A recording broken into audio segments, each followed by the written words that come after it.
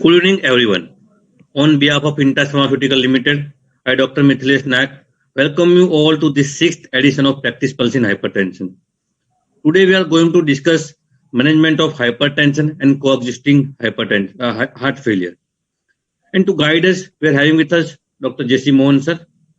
Dr. J.C. Mohan sir is a course director of this program, and he is with us since last 5 webinars in this series. He is known for his keen interest and in-depth knowledge of every clinical research conducted in the field of cardiology. And currently, he is the chairman and head of Department of Cardiology at Jaipur Golden Hospital, New Delhi. So with great pleasure, I welcome Dr. Mohan on digital podium. Over to you, sir. Thank you, Dr. Mithilesh. Good evening, ladies and gentlemen. Welcome to this series of webinars on hypertension called Practice Pulse in Hypertension. I am extremely happy to see my friends on the screen, and the topic this webinar is heart failure and hypertension. In general, when you look at patients with heart failure who are admitted or whom you see in your OPD practice, nearly 50 to 70% of these patients have hypertension as comorbidity. On the other hand, if we talk about hypertension as an etiologic factor for heart failure, largely the kind of heart failure which happens secondary to hypertension is what is called a heart failure with preserved ejection fraction. That accounts for probably 90% of the all heart failure, where hypertension is the sole etiology. And HFrEF actually is uncommon in hypertension alone, probably 5 to 6%. And then the rest small number is because of heart failure with mid-range ejection fraction. So it is interesting that when hypertension is associated with other comorbidities like diabetes, ischemic heart disease, CKD, atrial fibrillation, then you have more often heart failure with reduced ejection fraction. But hypertension as a dominant etiologic factor causes heart failure with preserved ejection fraction. For a long time, we did not have actually any specific guidelines on hypertension in heart failure till recently, when the HACC took the initiative of making a scientific statement about management of hypertension in heart failure. The interesting part of the story is that presence of hypertension makes people tolerate anti-RAS agents, MRA, and beta blockers better. And these three classes of agents are also antihypertensive agents. However, certain drugs are not used in hypertension, not used in heart failure. Classic example of which would be, of course, calcium channel blockers like amlodipine, because we have data from PRAISE 1 and PRAISE 2 where there were neutral effect of amlodipine with regard to outcome data.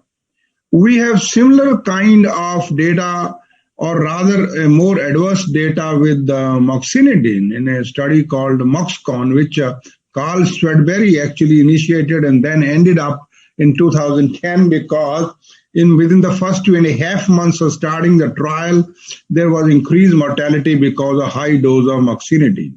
Of course, diuretics continue to be the number one first-line therapy for not only for management of hypertension, but also management of heart failure, and when the things are combined. So there is a lot actually which we need to know about hypertension and heart failure, especially the fact that heart failure with preserved ejection fraction, we don't have actually any significant trials like PRAISE 1 or PRAISE 2 or MoxCon to find out whether we can safely give beta blockers or dihydropyridines or phenylkylamines and, of course, other antihypertensive drugs. We do have data from TopCat And of course, recently the FDA has again focused its attention on spironolactone in top cat. And remember, in top cat, actually 70% patient had hypertension. So essentially, you could call that HFpEF study hypertension HFpEF study. So take us through the entire gamut of heart failure and hypertension. We have a very senior cardiologist with us, Dr. A.K. Pancholia from Indore. He happens to be the head of preventive and clinical cardiology, Arihant Hospital. He has been the past president of CSI Indore and the API Indore. I have known him for a long time. He's an astute clinician with great interest in recent advances in cardiology. He's a thorough academician, and I have actually seen him publishing, presenting very, very incisive kind of presentations in past. So I would give this floor now to Dr. A.K. Pancholia to talk about hypertension and heart failure. I don't want to prolong the introduction because that will cut short his presentation. That is much more important. And Dr. Pancholia is known to the entire physician and cardiology community of the country. Dr. Pancholia, please.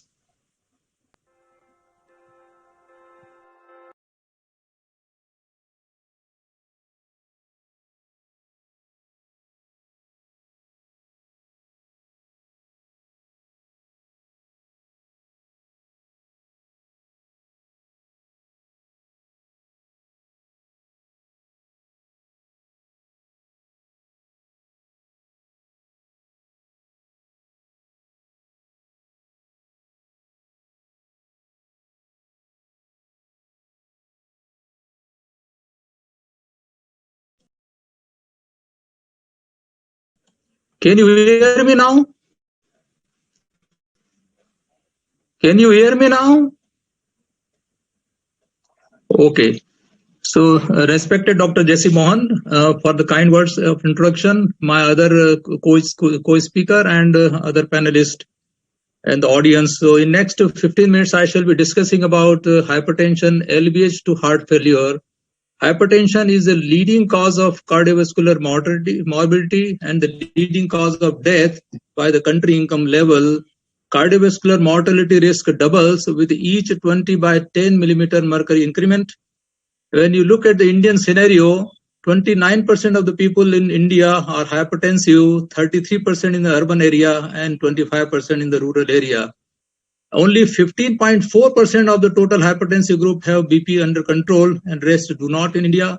And these are the trials. Practically all the trials clearly showed the importance of lowering blood pressure so far cardiovascular mortality is concerned.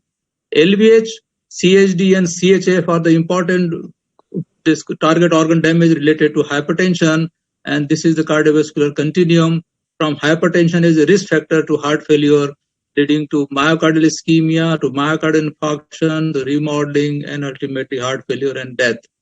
When you look at the prevalence of hypertensive heart failure, hypertension is present in 74% of the patients with chronic heart failure, and hypertension increases the risk of heart failure by 2 or 3 folds and probably accounts for about 25% of all death, all causes of heart failure.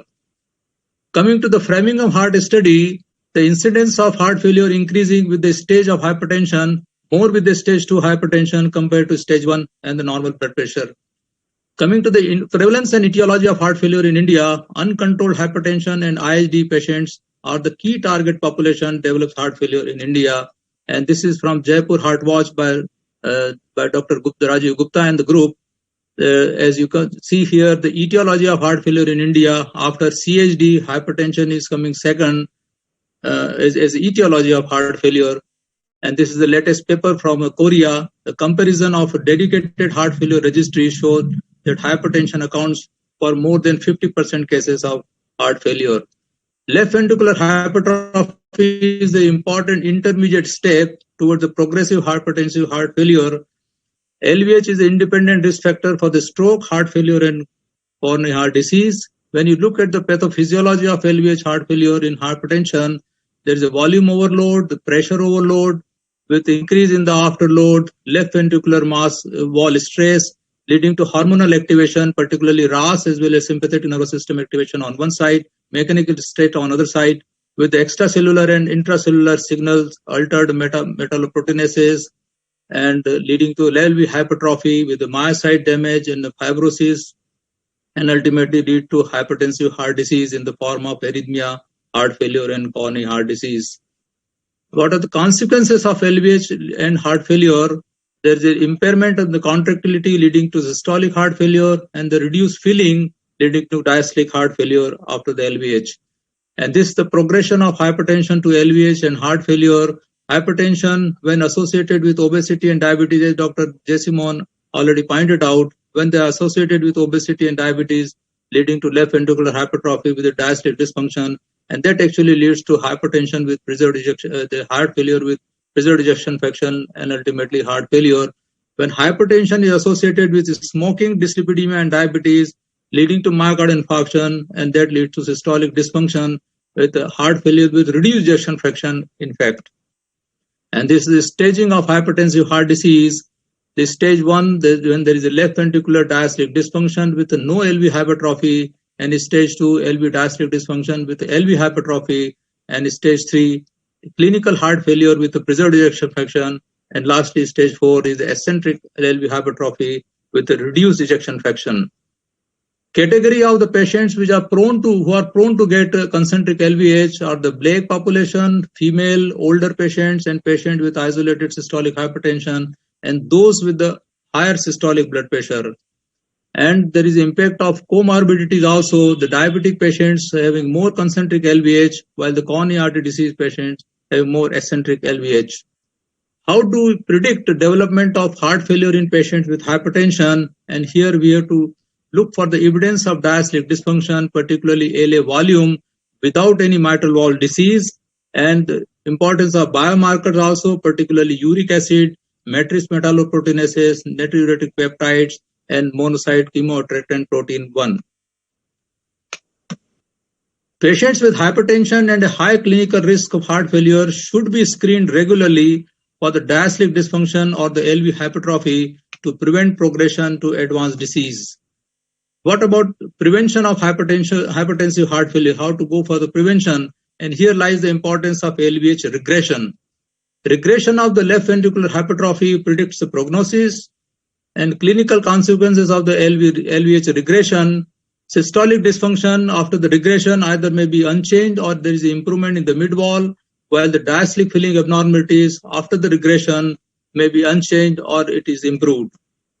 The regression of the ECG LVH reduces the development of new onset heart failure, and coming to the drugs therapy or the drugs which are responsible for the regression of the LVH, treatment of hypertension greatly attenuates the development of LVH and significantly reduces the incidence of heart failure. And this is from the Canadian Hypertension Education Program, the LV hypertrophy. The main drugs which are responsible for reducing the LVH are RAS blockers, calcium channel blockers, thiazide diuretics, and beta blockers of age below 50 years. But the vasodilators like hydrolazine and minoxidil can increase the LVH, so they are not much recommended for the LVH regression. Looking at the meta-analysis of the randomized controlled trials, you can clearly see the AC inhibitors are the key drugs or are more potential drugs for the regression of the LVH compared to CCB, compared to beta blockers, and compared to diuretics. The change in the left ventricular mass index is by 13% with AC inhibitors, 9% with calcium channel blockers, 6% with beta blockers, and 7% with diuretics. What about the clinical trial evidence?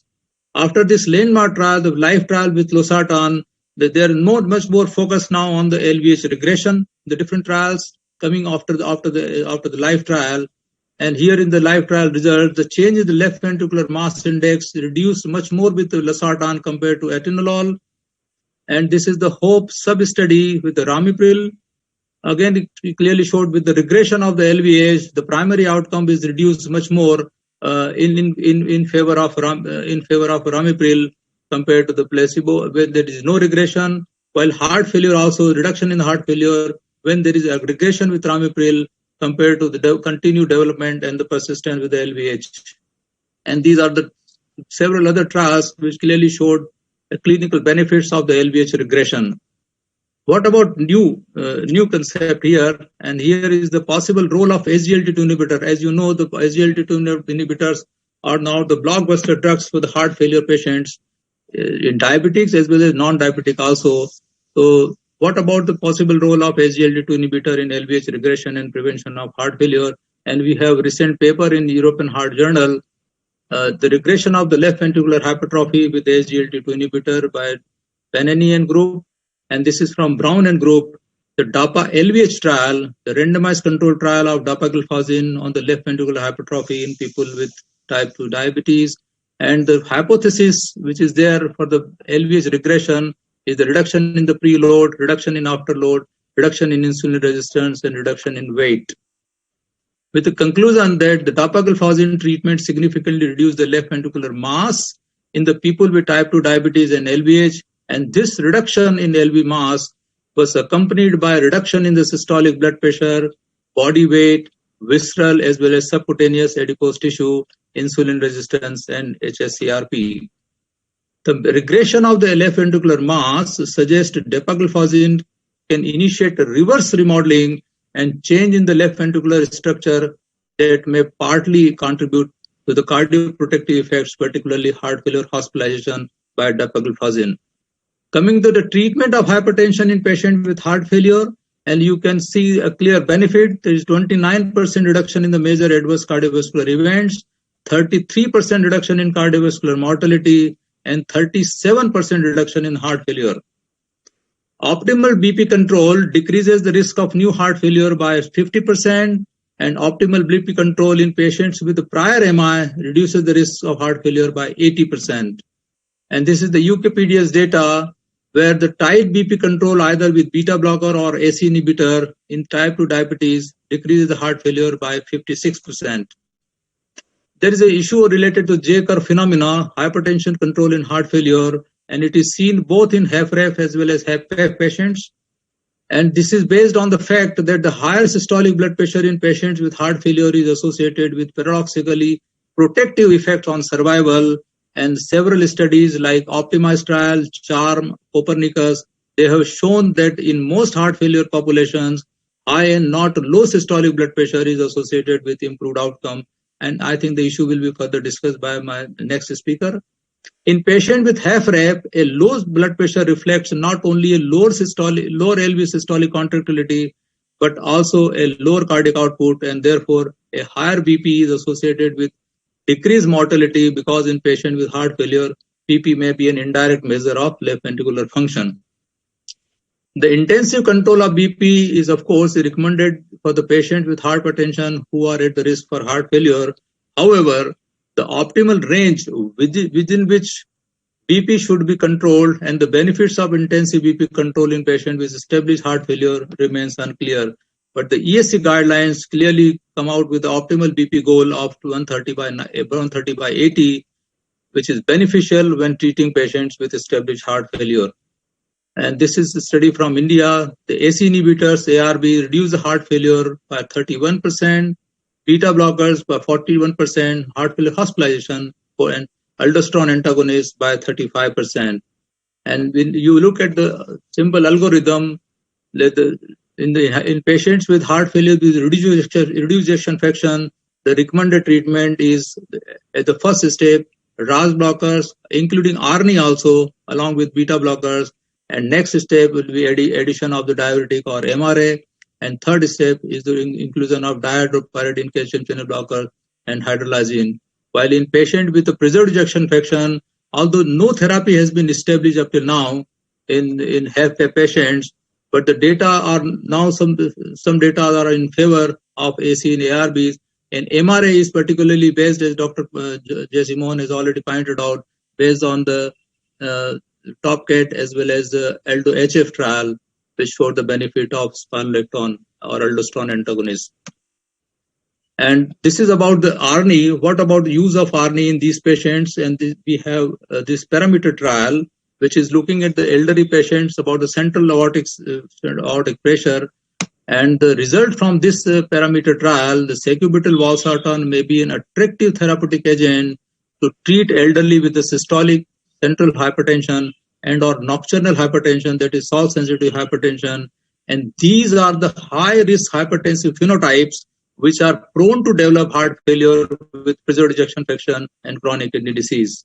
What about SGLT2 inhibitors? So for the treatment part, and now the data are pouring in one by one after the recent data from the DAPA-HF trial, that the possible pleiotropic effects of SGLT2 inhibitor on cardio and cerebrovascular alterations in resistant hypertensive subjects, and conclude that there is a reduction in the microalbuminuria, cardiac and arterial remodeling process, and decrease in hospitalization due to heart failure. And this is the recent paper from the Nature. And this is actually the animal study in the rats where the heart failure induced by combined hypertension and diabetes, and see the effect of empagliflozin, and empagliflozin found to ameliorate the cardiovascular dysfunction, both systolic as well as diastolic dysfunction in this study. And this is the latest data from DAPA-HF. DAPA-HF trial. The dapagliflozin had a small effect on systolic blood pressure in patients with HFrEF and was superior to placebo in improving the outcomes and well tolerated across the range of systolic blood pressure included in DAPA-HF. What about guidelines? And we have this 2016 ESC guideline in the management of hypertension complicating heart failure. It is step 1, and there this endorsed the RAS blockers, AC inhibitor or ARBs, a beta blocker or a MRA, which is recommended to reduce the blood pressure, is the first, second, and the third line therapy respectively because of their associated benefits in HFrEF patients. Step 2, the addition of the thiazide diuretic, which is recommended to reduce the blood pressure when hypertension persists despite treatment with these therapies. And step 3, the addition of the amlodipine or hydralazine or felodipine also. But they warned about the moxonidine, which Dr. Mohan also pointed out. Moxonidine, alpha blockers, diltiazem, and verapamil are not recommended in a patient with heart failure, hypertension. And this is the 2017 ACC-AHA guideline. Patient with HFrEF, adult with HFrEF and hypertension should be prescribed guideline-directed medical therapy titrated to attain a BP goal of around 130/80. And here, non-dihydropyridine calcium channel blockers are not recommended in treatment of hypertension with HFrEF. So that is class 3.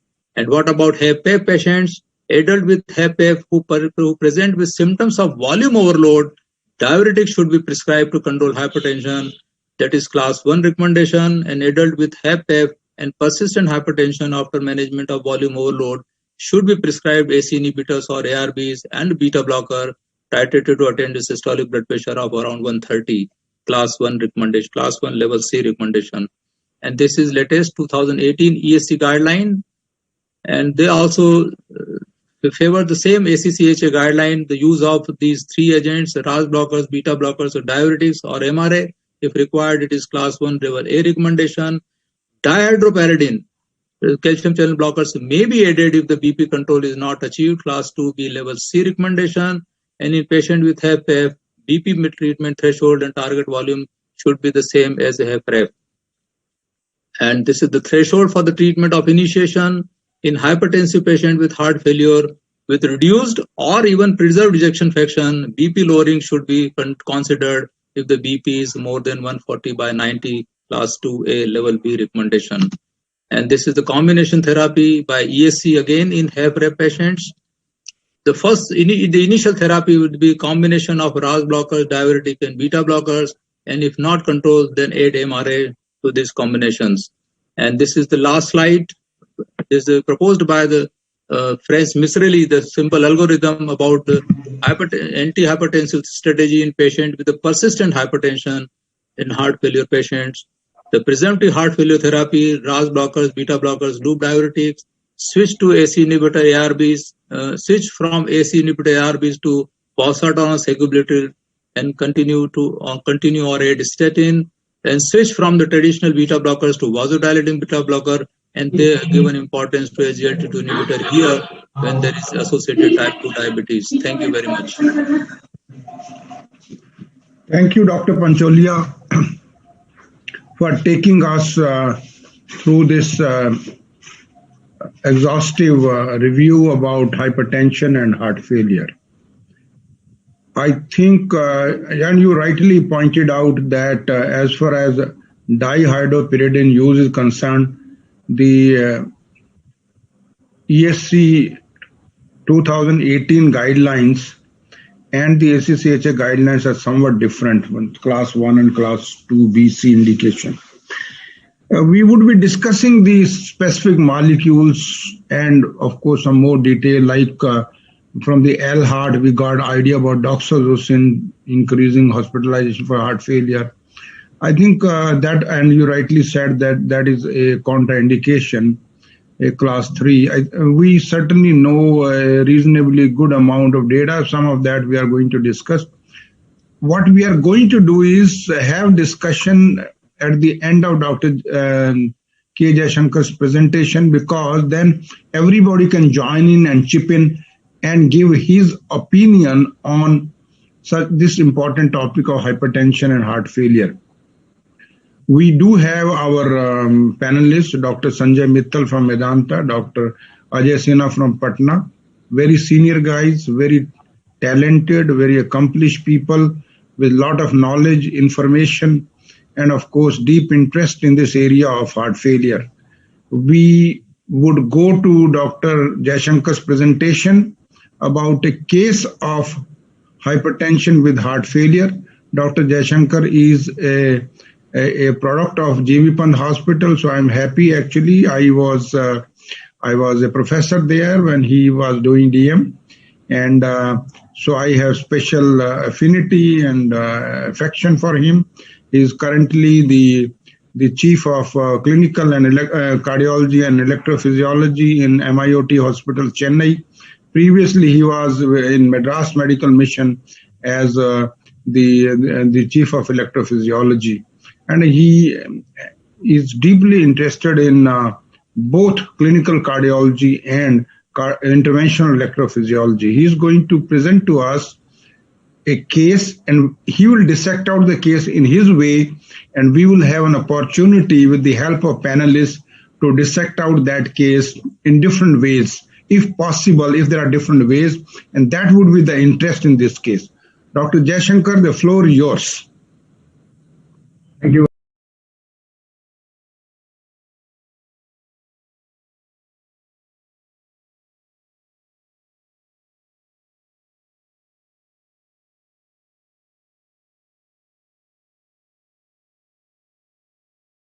Going to take us all through a very brief presentation of a case of hypertension and heart failure reduced ejection fraction. And as rightly pointed out by Professor J.C. Mohan sir, we'll have to see whether I stuck to the guidelines as far as I managed the case, as so elegantly pointed out by the previous speaker, Dr. Pancholia sir.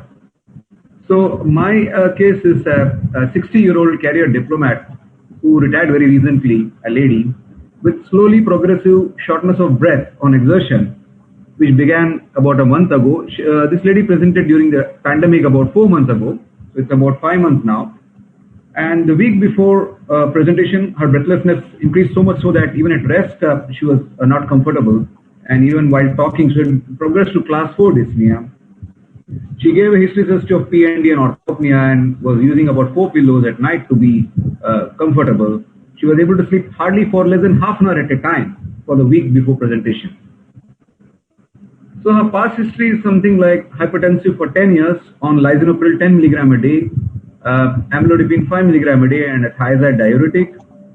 She is also a diabetic, which has a important bearing to what J.C. pointed out, that hypertension with reduced ejection fraction is something which is uncommon in isolation. But this patient in particular had diabetes in the background, and she was on glimepiride and metformin combination twice a day. She also was on aspirin and atorvastatin, as we would do. She had an episode of gout in the past, and she was on allopurinol for prophylaxis as well. She is a career diplomat. She is a former smoker and occasional ethanolic. Family history of hypertension in both the parents, and importantly, she is also diagnosed to have obstructive sleep apnea, but she is not using a regular CPAP of her own volition. General physical examination was something like she was tachycardic, the blood pressure 142 on 105. She was saturating 96 on room air. She was alert, oriented with mild distress, and the clinical general physical examination, there was a bilateral decreased air entry, and there was a bibasilar dullness to percussion, even on clinical examination. There was a mild heaving apical impulse. So it goes to show that she was having a long-standing hypertension, possible target organ. They not to LVH with strain, possible LAE, but she was in sinus rhythm. That was a good news, because these patients, if they go on to develop atrial arrhythmia, the X-ray is LV type, and she also had evidence of shown here. And quickly go on to the, I will just take us all through that potassium 3.6.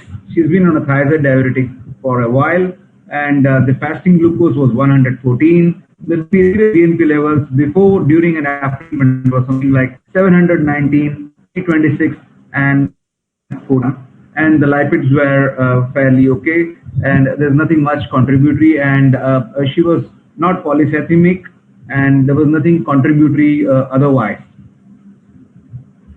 The echo was something like this. The most recent 4 months ago, septal thickness was 16 millimeter, posterior wall was 14, and the LV dimension was 61 and 49. So we expect a concentric LVH. Now this is concentric LVH, which has gone for dilatation as well. The end diastolic and end systolic volumes are 137 and 90. The calculated fraction was 34. The short axis shows the near obliteration of the LV cavity at the papillary muscle level. Importantly, an year and a half ago, during a routine visit, the type of dysfunction with left ventricular hypertrophy without ejection fraction. That's the point to bear in mind, that now there is a decomposition and the LV dysfunction has set in. So moderate enlargement, global LV hypokinesis, measured EF1. There was evidence in LA pressure, grade 3. So that has to be 3, as elegantly pointed out by the previous speaker. This is an important marker of raised end diastolic pressure, the left atrial volume. And then also she had something to right ventricular environment. I could not explain, and there was nothing which could contribute to, no pulmonary pathology contribute to this. So possibly it was a back pressure problem and severe left atrial enlargement, and has a mild mitral regurgitation. Have been discussed in detail. It's a complex clinical syndrome resulting from any structural or functional myocardial dysfunction, any, that leads to impaired ability to circulate blood at a rate sufficient to maintain the metabolic needs of these organs and peripheral tissues. And amongst the various causes which are well known to us, the important thing, suboptimally treated hypertension or valvular heart disease. So that's a very important thing, because it leads to undue long-standing myocardial stress. The others are known to us: coronary artery disease, fast infarction, direct toxin exposure, fulminant infections, or idiopathic cardiomyopathy. So how do we approach this patient? All the time prevention is better than cure. Better control of hypertension and diabetes. If there is coronary artery disease or myocardial infarction, treat accordingly. And these drugs have been discussed elegantly by the previous speaker, 2016 guidelines, and that's what we should follow. Non-pharmacological treatment should be stressed all the time in the form of dietary measures, fluid restriction, physical activity and exercise training, treatment of sleep disorder breathing, as in our case, CPAP for OSA. It is known to improve the ejection fraction and symptoms. And those who are not responding to any of the measures continue to be fluid overloaded. We resort to ultrafiltration. So what are the therapeutic changes I brought in after this admission? I substituted the RAs, 50 milligram twice a day, and up titrated to 100 milligram twice. Also introduced dapagliflozin, as pointed out by the previous speaker, SGLT2 inhibitor, now one of the 5th pillars of management of heart failure, reduced ejection fraction.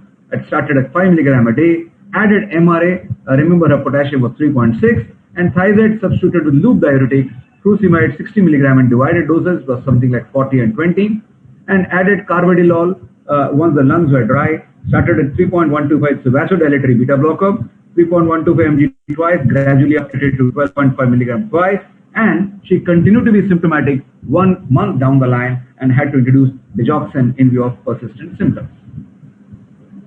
She was followed up at 2, 4, and 6 weeks. The 4th week, digoxin was introduced. symptomatically better after 1.5 months, class 2 NYHA. That's when I took her up for a coronary angiogram, as any of us would do, and it showed normal epicardial coronaries. And I'll probably stop here and carry forward the discussion. Thank you, sir. Good. I think you have presented a very good case. We'll bring in our panelists, Dr. Sanjay Mittal, who is the Chief of Clinical Cardiology Research, Director of Research in Medanta Hospital, Gurgaon, and of course Dr. Ajay Sinha, who is Intervention Cardiologist and Chief of Clinical Cardiology in Paras Hospital, Patna, and both very accomplished cardiologists with vast knowledge in clinical medicine. And what we'll do is first discuss this case and then go back to Dr. Pancholia's presentation. And in between, in case you want to make a comment on Dr. Pancholia's presentation based upon this case, you are welcome. So I think about this case, how it has been managed, what has been done. Let us start with Dr. Ajay Sinha.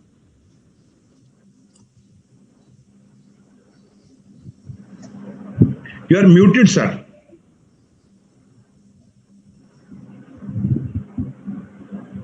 You are muted. Yeah. Okay. Yeah. So thank you very much, Dr. J.C. Mohan, sir, and the presenters for a lovely. Rightly, Dr. Jayasankar has said that when in the presence of hypertension for many years, the first thing to start is diastolic dysfunction and LV hypertrophy, followed by dilatation, and then full-fledged heart failure with reduced ejection fraction. And as you know that today in the drug list we have very good drug, which I'm very happy to understand that even dapagliflozin was used in this particular patient. So now we have so many pillars to manage heart failure, right from beta blocker, diuretics. Only thing I would like to say that diuretics, we need to have either chlorthalidone or endopamide, as people have said, rather than common garden thiazides. So that is one part. And secondly, that dapagliflozin is a very good choice. In fact, it's such a pleiotropic drug. Recently we have started using it in heart failure without diabetes, and even in those patients who were an ARNI earlier. So combination of beta blocker, ARNI, MR antagonist, and finally this has really resulted into a good result. So that was the very nice illustration by Dr. Jayasankar. So thank you very much. Thank you. Sanjay, you have to critically analyze this case. I want you're a heart failure guy. Yeah.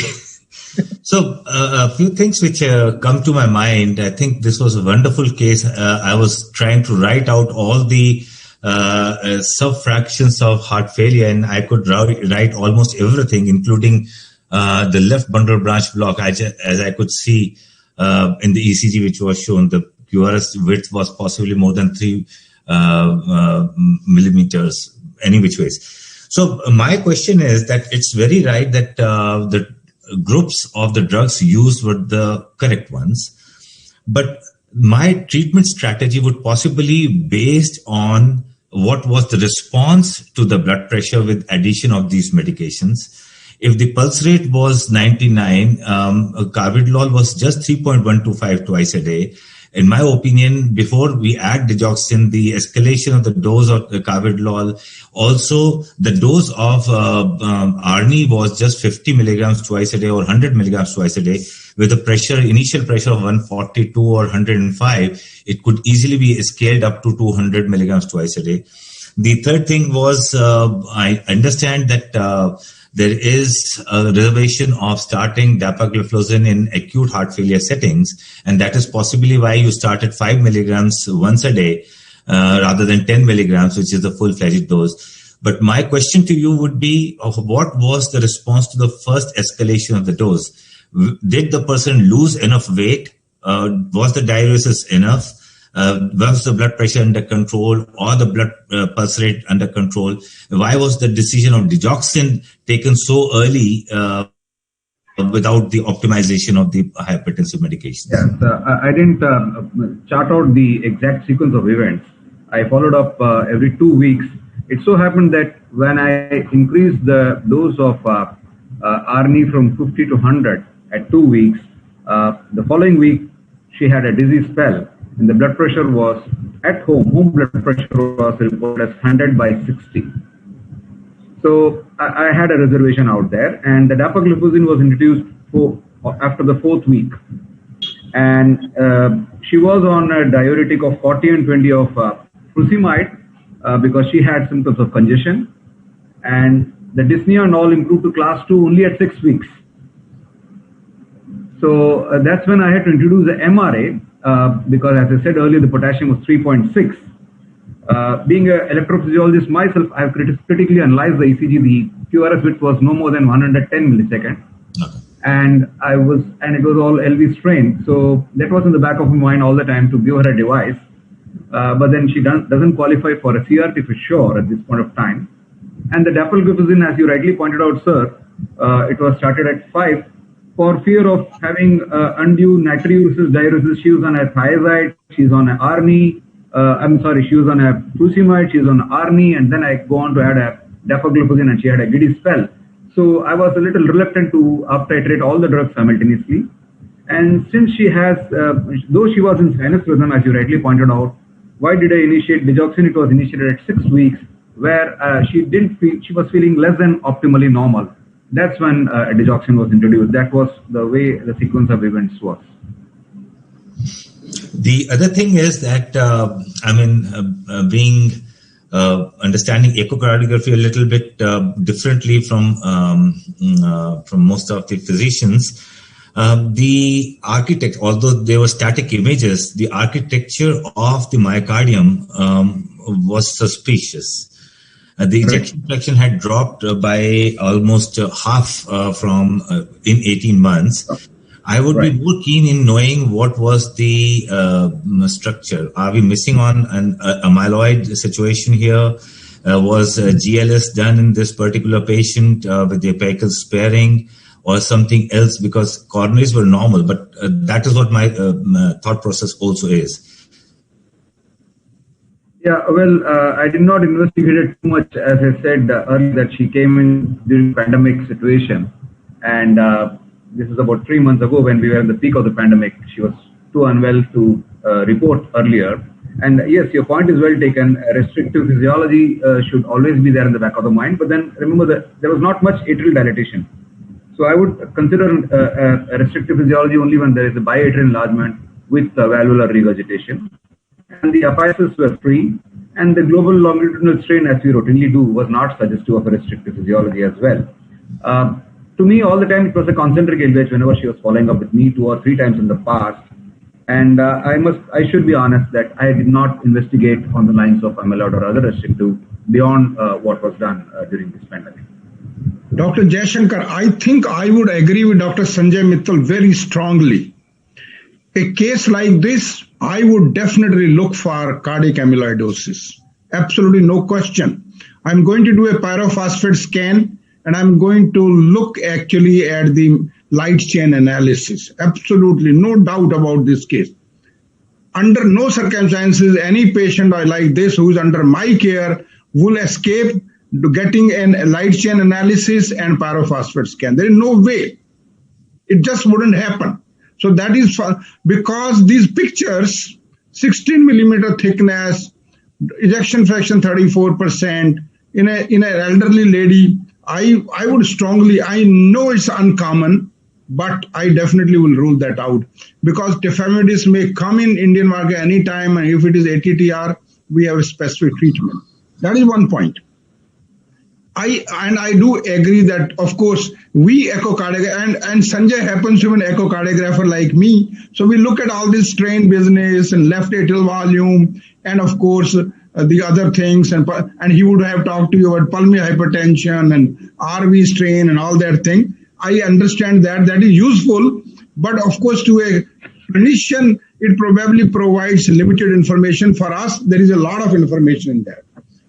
My point actually to you is, and I also agree with you on ECG. The ECG shows a left atrial hemiblock, left atrial overload, left ventricular hypertrophy with strain, and the QRS is 110 millisecond. I would argue that all that fits with the voltages actually are against amyloidosis. That's right. That's the precise thing which I was going to point out. So totally against an amyloid. If you look AVL, the R wave is about 14-15 millimeter, which is against cardiac amyloidosis, but not always. Not always. But if you had to cross-examine me, I would say with that ECG amyloidosis is less likely. Oh, well, I would definitely investigate, not during the pandemic when we were peak. The thing definitely is the important thing to bear in mind. Yeah. My point to you is your description says serum creatinine 1.7. Well, no, it was very much normal. I can put up the labs again. Yeah, just show it again, please. 0.7, sir. 1 second. Okay, 0.7. So that I'll is share it. I think somebody else is sharing, so I can't share that. Okay, that's fine. But once you say it is 0.7, I think we would accept it. BUN is 9 and creatinine is 0.7. Okay, fine. So I probably read it wrong, but I would agree. And typically, actually, I would agree that this seems like a case who has gone from hypertensive heart disease, LVH, probably from HFpEF to HFrEF, or is going towards that ejection fraction dropping. But sudden drop in ejection fraction, or rather fast drop in ejection fraction, you have to think of all other causes actually. Ischemic heart disease, you rightly ruled out. CKD is another thing. Atrial fibrillation comes to one mind. And sometimes, of course, sepsis can be one of the causes. So that I think you have taken good care of that. The issue I have to you is, what would be the dose of MRA maximum you will use in this lady? Well, for any patient for that matter, I would use up to 50 milligram a day, no more than that. Right. And we don't have data with the 5 milligram dapagliflozin, but I have no reason to believe that it will not work. The reason is we have data from EMPERAG outcome, 10 and 25 milligram worked equally well. So I will believe 5 milligram dapagliflozin would work, although we don't have data. Scientifically speaking, it is an issue. Somebody asked actually questions. In sequence, when will you start using dapagliflozin in a HFrEF patient? My problem was just that, sir, because I introduced so many drugs at the same time. I did not know what was causing the problem, whether she had got volume depleted and a little obese, breathless because of obesity, or she became volume depleted and she was fatigued. It was very difficult for me to assess that way. And I was not, to be honest, doing a detailed general physical examination during this time, because we were handling something like 500 patients of COVID at one point of time. This was during that time. And she being a VIP, she could come into the hospital. Others were even not being allowed inside the hospital. So I was sort of apprehensive, because too many disease-modifying drugs, as we would call them, have been put in based on scientific evidence. And dapagliflozin, as you rightly pointed out, sir, has come up now for both reduced ejection fraction irrespective of background diabetes. So that's how I initiated the drug. Good. So, yes, that's Sanjay Mittal. Yeah, yes. I have one question which I was waiting to ask, is that you showed the NT-proBNP from 719 dropping to 300 something and then even to single digits, which goes against this thing to be explaining heart failure related breathlessness. yes, we understand obesity is one of the criteria where you can have falsely low NT-proBNP levels. But in this particular situation, a substantial drop in NT-proBNP, also knowing that the person was a smoker and obese, how did we rule out other causes of breathlessness besides just the heart failure? Well, the last was 3rd month follow-up. So Okay. this is at 0, 1, and 3 months. So as I said, this is the only way I investigated her. No more than this. Whatever I showed is what I had investigated. But it is NT-proBNP or BNP? It's NT-proBNP. Okay, 700. Initially, somebody is class 4, 700. Sanjay would say we see 20,000. Yeah. So I'm always impressed by. So patient is what you call natriuretic deficient heart failure.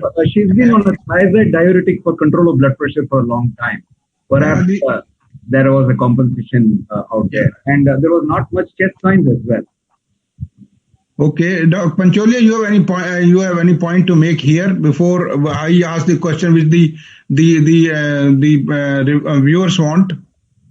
I fully agree with you, with Dr. Jaishankar. The way he started the therapy, which is actually a guideline-directed medical therapy, and with the add-on of SGLT2 inhibitor, which is now an important concept in management of heart failure with reduced ejection fraction. So he worked up the case very nicely, and the treatment also point out in the right direction. So there is a question in the chat box which says, what is the maximum dose of torsemide in general and in patient with the diabetic nephropathy? Torsemide.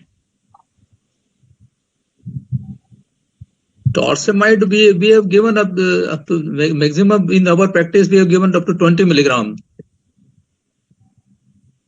We can go very high depending on the congestion status of the patient. Dr. Sinha? Can go as high as 100 milligram. Even 100 milligram, that's right. Yeah, depending on how congested the patient is. Yeah. Usually, liver But in the divided doses. Yeah.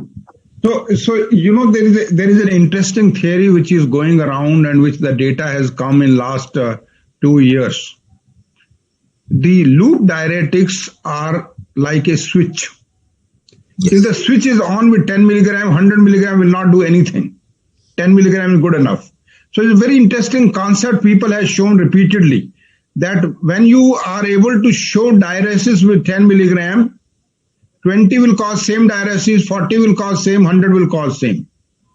So it's a very interesting concept which is coming with loop diuretics called the switch effect of loop diuretics. And I am actually getting convinced, and we have now started looking for a dose which will cause diuresis. The moment patient says, now I am getting diuresis, that's the dose. That's the dose. This dose could vary from people to people. It could be 10, it could be 20, it could be 50, it could be 100. But once the switch is on, then there is no need to increase the dose further. You can add metolazone, you can add Dimox, you can add probably eplerenone, another thing. But the switch is on as far as the chloride channel is concerned. That's okay. Addition of metolazone works very well. Yeah, absolutely. Absolutely, it works very well. Yes. And in some people, actually, you can use tolvaptan also. You can use acetazolamide also. What is called sequential nephron blockade. So in diuretic resistant, you can use a sequential nephron blockade, and you can use let me see what are the other questions actually. And one of the other question is how to shift patients from telmisartan to ARNI. So, Dr. Pancholia, what do you say? From telmisartan to ARNI, we can immediately shift. Only with the AC inhibitors we cannot shift immediately because of the levels of bradykinin. Absolutely. So with ARB we can easily shift immediately. I think I would agree completely on that issue actually. So actually, ARNIs have ARBs. Dr. Mohan, I have a question. Yeah. Like, can we think about using these molecules like ARNI and DAPA in hypertension with suggestive risk factor which can tell us that these patients are going to go for heart failure. So either incipient heart failure, or maybe those patients of hypertension who have got some certain surrogate markers, be it a biomarker, be it an echo marker, be it a longitudinal strain or whatever. So do you think that there is a scope of thinking about this? Yeah, so you have raised a very valid point. As far as SGLT2 inhibitors are concerned, we have data now. We have data from EMPA-REG outcome, Declare, we have data from Canvas, which clearly, and also of course from Credence, which says that people who didn't have heart failure to begin with, they also showed decreased hospitalization for heart failure and new onset heart failure with SGLT2 inhibitor. So you have a point, and you might say where to start, whether looking at diastolic dysfunction, just looking at natriuretic peptides, looking at left atrial volume, looking at GLS, looking at left ventricular mass. All those questions haven't been sorted out, but I think we will use our common sense and say if the natriuretic peptide is on a higher side in somebody who also has structural alteration along with, probably it is the time to start SGLT2 inhibitors, as well as the ARNI data. Again, we are looking for both Paradise MI and Paradigm MI data to come up whether we can actually prevent heart failure, or we could actually stop it in its tracks in vulnerable patient. I think more data would come in. And you had asked a very valid question of what is the sequence. Yeah. So can you highlight a bit? So based upon the trial, the sequence is very clear. You have to start with anti-RAS agents first, beta blocker second, MRA third, and after beta blockers, actually think of ivabradine. If with the maximally tolerated dose of beta blockers, the heart rate is not below 70 in sinus rhythm, then MRA, and then comes the SGLT2 inhibitor. However, if for hypotension you can't use ARNI, then DAPA will move up. If because of hyperkalemia you can't use MRA, DAPA will move up. If because of angioedema or cough, you can't use ARNI, then of course DAPA will move up. Where will it move up? It again would move up, not that it will take the place of ARNI, but from fourth it will become a third place. So, and do you think it can be a combination therapy? Yeah. Sorry, Sanjay. So I just wanted to put one query here. This is true for non-diabetic patients with heart failure with reduced ejection fraction. In patients who are diabetics with reduced ejection fraction, the indications of dapagliflozin is not dependent on the heart failure, but diabetes itself. So as an anti-diabetic, we can use dapagliflozin earlier in a diabetic patient as compared to a non-diabetic patient. We would agree with that. That I think that is fair, and we shouldn't actually be calling it only dapagliflozin. You can use empagliflozin and probably other gliflozins. We have now data from Solace, WHF, and even Vertis CV was actually for heart failure at least positive trial. So any of the SGLT2 inhibitors, but of course, currently large more data with dapagliflozin and empagliflozin. But the benefits what we see with these all is beyond its glucose lowering effect. Yeah, that is true. Beyond its glucose, yes. But Dr. Mittal has a right point that in diabetics, its sequence should come first. It should come much early in the sequence of events. Yes. So the one question actually, Dr. Pancholia, to you, how frequently we should be investigating a patient for heart failure and hypertension, screening the patient for heart failure and hypertension. How frequent? We have to check the screen for this patient, particularly looking at the biomarkers also, because because biomarkers are actually guide the therapy also, and also look for the prognosis also. The prognostic. So there should be screened quite frequently, and look for the echo evaluation also. Look for the clinical evaluation also. So I think, although I don't know exactly what the guideline says, but it should be every 3 months we have to check for that. 3 to 6 months. Now the guidelines actually, as far as guidelines don't say that you should check natriuretic peptides in asymptomatic hypertensive, Guidelines only say initial evaluation of hypertension needs echocardiography. And after those patients already develop heart failure. In those patients, I'm telling, I'm not the hypertensive. Question is, in a common garden hypertension, how do you screen for heart failure? How frequently? The guidelines only say initial evaluation of every hypertensive patient needs an echocardiogram. But then it does not say if the patient is asymptomatic hypertensive, should you be doing natriuretic peptide? How frequently you should be in echocardiogram? That is not mentioned. Actually, appropriateness criteria are silent as far as frequency of doing echo or checking natriuretic peptides is concerned in hypertension. So that is a gap in our knowledge, and we have to accept that this gap needs to be filled actually. So what I use in practical terms in my patients with hypertension is that I tell them to keep on measuring their blood pressure once or twice a week, at least at variable times. And just it gives them impetus that there is no continued treatment of hypertension. They have to keep it in control and report back if there is any change in symptomatology of effort intolerance. So at that time, I make sure that I reevaluate for the presence or absence of heart failure in the clinics. Otherwise, as Dr. Mohan said very rightly, the guidelines are very silent on the repetitiveness of echocardiograms. So that is something which is very true. So I agree with that logic completely. Yes, Dr. Yashankar. I think we should be guided by the symptom status more than anything else. So this patient can have a preserved ejection fraction and still have heart failure. We all know that. And if he's symptomatic of heart failure, as rightly pointed out by Dr. Mittal, in the form of fatigue or tiredness or malaise even, and breathlessness, of course, then of course we need to investigate with biomarkers all the time. Yeah, but a lot of people believe that we miss heart failure because we don't do a structured diagnostic workup for heart failure.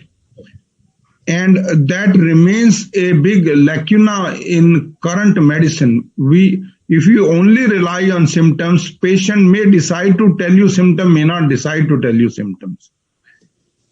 Examination in hypertension quite often is superfluous. Is much more superficial than we do in rheumatic heart disease or other cases. So there are issues. We do accept the fact that what you are saying is logical. We may have to go beyond that. In diabetes, there is a study called PONIAC. What they did was in diabetes, they looked at the NT-proBNP, and people who had an NT-proBNP above the median level, they treated more aggressively these people with anti-RAS agents, MRA, and of course thiazide-diuretics, and they found you could reduce the cardiovascular events as well as hospitalization for heart failure.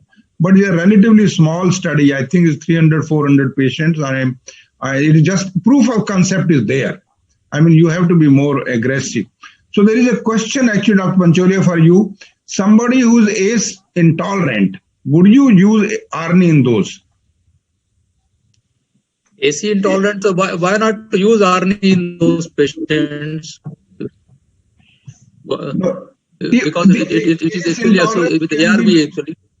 ACE intolerance can be because of 3-4 factors: hypotension, hyperkalemia, cough, angioedema. And angioedema. Yes. So where would you like to use ARNI in case ACE inhibitor shows this thing, where you would not like to use? We can very well use ARNI because that is not concerned with all the side effects related to the ACE inhibitors. I don't think anybody will use it actually. I would find it tough. I would find it tough to use ARNI in a patient who has these things with ACE inhibitors. I might give it a very controlled, very carefully supervised trial, but I think I will be terribly afraid, mortified actually of using these once because ACE and the ARNI, ACE and ARBs are relatively less, relatively innocuous compared to ARNI for hypotension. And angioedema, I think, is almost same. well, let us not go in the number. The number saying that a little less compared to inhibitors.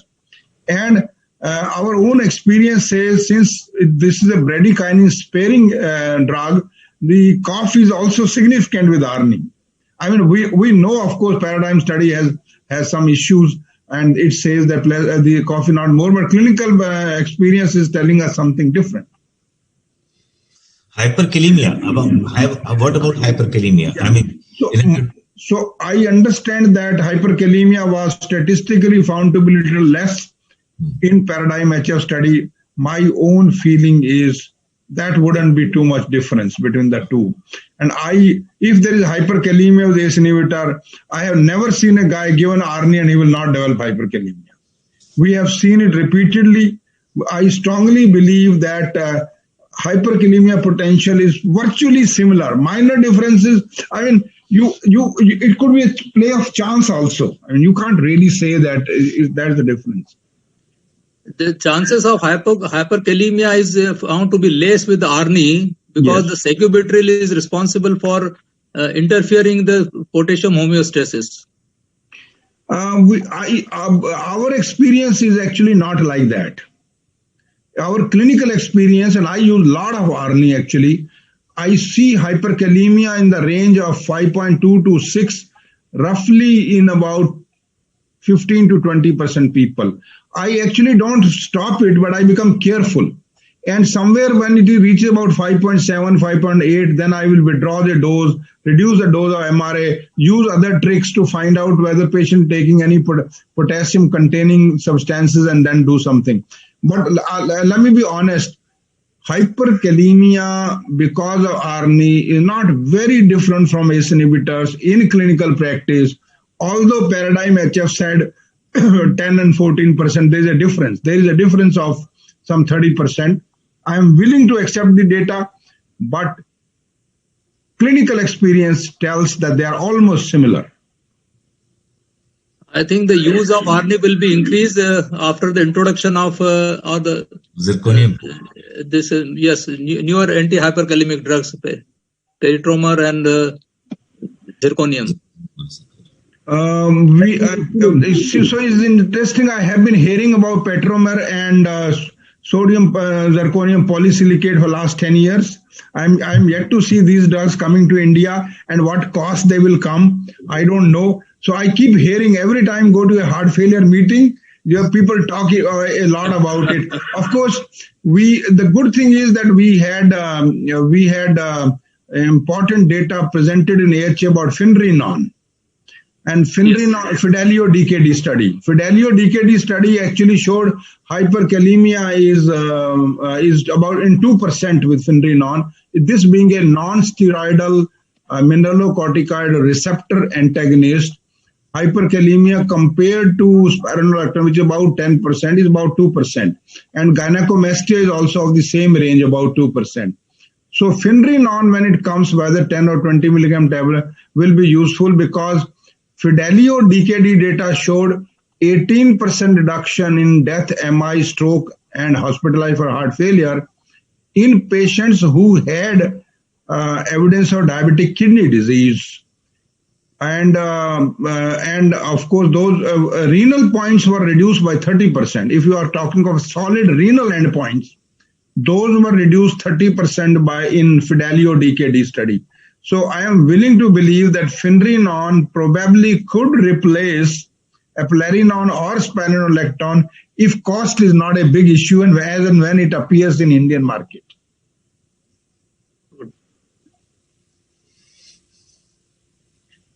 So there is no anti-hyperkalemic drugs, newer anti-hyperkalemic drugs. This talk was given to me by Goswami in the Bombay conference. Okay. My talk was on this. No, I actually, the Finrenon will soon make a presence. Finrenon, because now the data has been presented, data is impressive, it is cardioprotective, it is renoprotective, it has much less side effects. Sooner or later it will make, I think it is a matter of few months before FDA approves it and it will be there. With regard to Petiromer and sodium zirconium polysilicate, I'm not too sure when are we going to say, and these are not very safe drugs. Remember, especially the polysilicate is not a very safe drug. There are colonic issues. There is no more questions on chat box. Let me again check it if there is any question on chat box, and then we could close it. Well, we have there is last question, and I'll ask Dr. Sanjay Mittal to just broadly outline it. It will be tough to talk everything. He says, what is your approach to manage a case of HFpEF? So heart failure with preserved ejection fraction is a very tough nut to crack, as is very evident. First, look at the causative factors, hypertension being the primary thing. Management of hypertension with even calcium channel blockers just to manage the blood pressure, bring it down below 140, preferably above 120, between 120 and 140 is what is the target. And that is first. Second thing is diuresis is for symptomatic relief, and you may have to give continuous diuresis with a minimal dose, whichever, to maintain a dry weight and symptomatic status.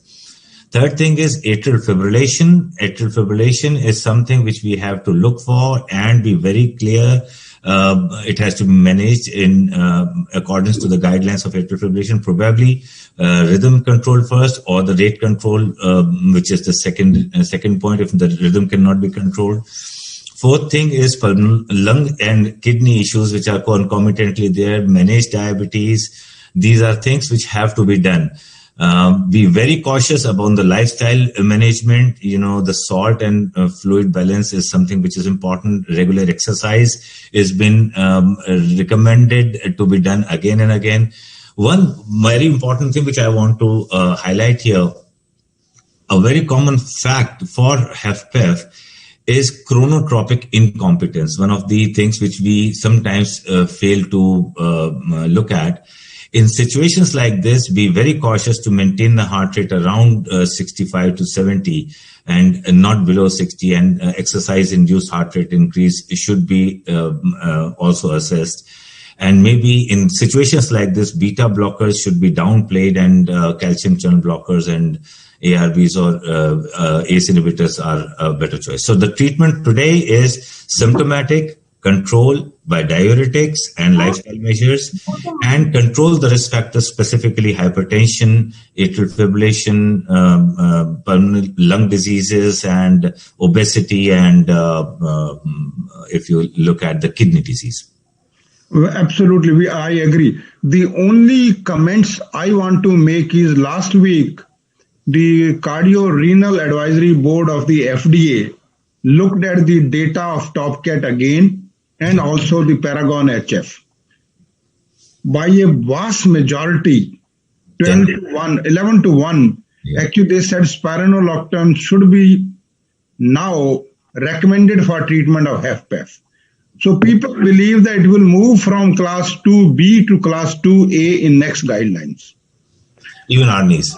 Yeah, so the same thing in Paragon HF, they looked at the data. Dr. Lewis, the chair herself, was against, but all other people were in favor of ARNI being used in HFpEF, especially in a ejection fraction range of 41 to 57% in men and 41 to 60% range in women. And this was 11 to 1, so it was a pretty heartening to see most cardiologists favoring it.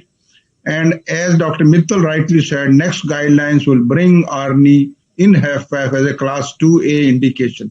That is as high as you can get in HFpEF. Remember, in HFpEF, 65% of the mortality is non-cardiovascular. So you can't change the cardiovascular mortality. You won't get a class 1 drug. You are not going to deliver an emperor preserved. Well, Dr. Mittal may have more insight. My own feeling, they'll reduce hospital for heart failure. Mortality probably would change, maybe marginally, may not change at all. With those words, I thank you all for being here on this evening. And I'll ask Dr. Mithilesh to get going. And of course, Amit to say whatever they as sponsors want to say for this program. Thank you, Dr. J.C. Mohan, sir. I think it's been a wonderful discussion today. I was, throughout the discussion listening, and the quality of discussion was wonderful. And we had around 800 delegates from across the country. I think they must feel that the quality of discussion time they spent on this program would be worth it. And I must thank our faculty today, Dr. A.K. Pancholia and Dr. Jayashankar, for bringing their experience and bringing their presentation. And with the introduction of Dr. Sanjay Mittal and Dr. Ajay Sinha, the discussion was world class, I would say. And of course, Professor J.C. Mohan sir is the guiding light for the program, and he is always giving us the motivation to continue this program. And today, I'm proud to say it's the 6th edition. We are doing this monthly program, and we will wait for Dr. J.C. Mohan to give us the topic for our next program, which will be on 9th of January. So thank you very much once again to all of you, all the delegates who have joined in, and thank you very much to the entire faculty. Thank you, sirs. Thank you. Thank you. Bye-bye.